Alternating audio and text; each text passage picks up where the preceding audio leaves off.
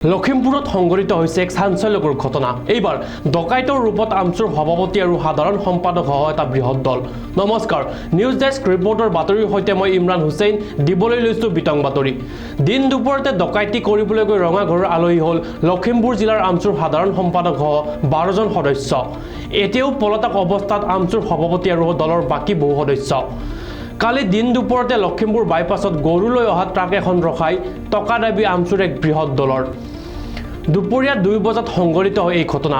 আমচুৰ এই দলটোৱে ট্ৰাকখনৰ পৰা প্ৰায় 1 লাখ টকা দাবী কৰে, কিন্তু ট্ৰাকখনৰ চালক আৰু ভিতৰত থকা আন লোককেইজনে টকা দিবলৈ অমান্তি হোৱাত ডকাইতৰূপী আমচুৰ সদস্য কেইগৰাকীয়ে ট্ৰাকখনৰ চালক আৰু বাকী কেইগৰাকী লোকক মাৰপিট কৰাৰ লগতে তেওঁলোকৰ পৰা কাঢ়ি লৈ যায় নগদ 12,000কৈ টকা।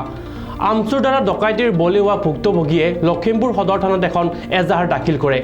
ইতিমধ্যে উক্ত এজাহাৰৰ ভিত্তিত লখিমপুৰ সদৰ থানাৰ ভাৰপ্ৰাপ্ত আৰক্ষী বিষয়া তুলুমণি দুৱাৰাৰ নেতৃত্বত যোৱা আৰক্ষীৰ দলৰ তৎপৰতাত আমচুৰ এই বৃহৎ দলটোৰ 12জনক ডকাইতিৰ দোষত গ্ৰেপ্তাৰ কৰি জেললৈ প্ৰেৰণ কৰে।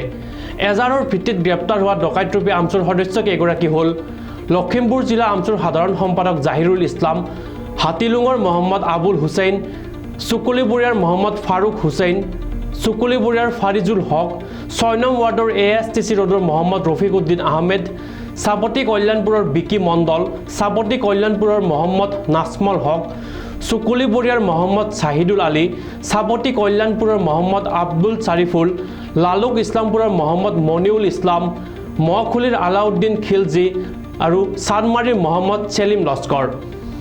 ঘটনাস্থলীৰ পৰা আমচু জিলা সভাপতি সহ আন কেইবাজনো পলাবলৈ সক্ষম হয় যদিও পলাতক কেইজনক গ্ৰেপ্তাৰৰ বাবে লখিমপুৰ আৰক্ষীয়ে অভিযান অব্যাহত ৰাখিছে।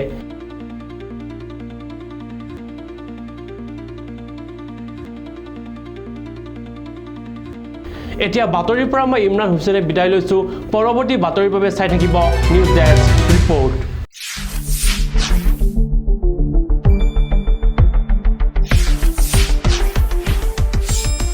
শুদ্ধ আৰু বিস্তৃত বাতৰিৰ বাবে চাই থাকক নিউজ ডেস্ক ৰিপৰ্ট।